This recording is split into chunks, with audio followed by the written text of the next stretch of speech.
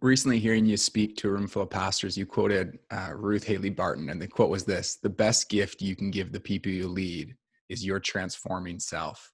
Oh, I Can you love speak that to that a little line. bit? It's Yeah. just so Oh man, beautiful. it's so beautiful, and it's so funny. It's bad grammar, but proper theology.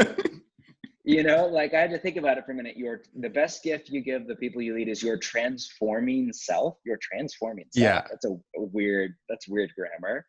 But we're never transformed. It's not like, hey, Hmm. go do this thing, go through Ruth Levy Barton's, 2-year program, which is amazing and I highly recommend.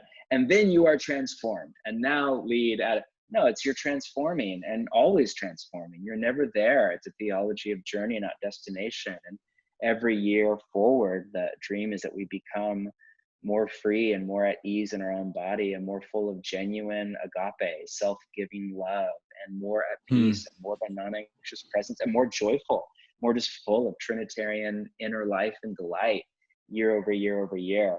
And I really think that's the best gift. Willard used to say the main thing that God gets out of your life and the main thing that you get out of your life is the person you become. And Hmm. I think you could say the same thing. The main thing that your church or the people you lead get out of your life is the person you become. It's not the consumables of ministry.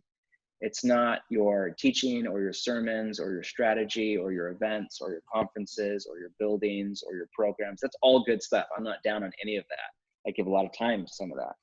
But the main thing that those are just conduits for who God is making you to be to come through.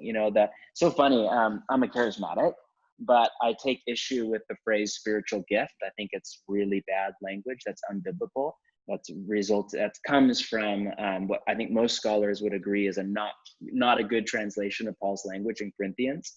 Most of the time, and like the classic spiritual gift passages, if you actually read them carefully, they don't use the language of spiritual gifts. Romans 12 writes about gifts, but there's no adjective spiritual. Corinthians 12 writes about spirituals, and Corinthians 14, it's pneumatikos in Greek. It's most literally spirituals or spiritual things, but the word gifts is not there. The one time that spiritual and gift are used together by Paul are in Romans 1, where he calls himself the spiritual gift. He says, I long to see you that I may impart a spiritual gift to you.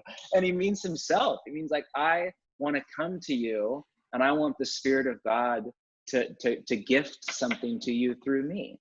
And that's such that sounds egotistical, but I think it's actually humility. It's saying Hmm. that what we have to give is just the small fraction of Jesus that we get to mirror out through our personhood. So that's a long Hmm. way of saying I think character in leadership matters. I think just time and quiet prayer with Jesus and who we become matter 10,000 times more than anything else.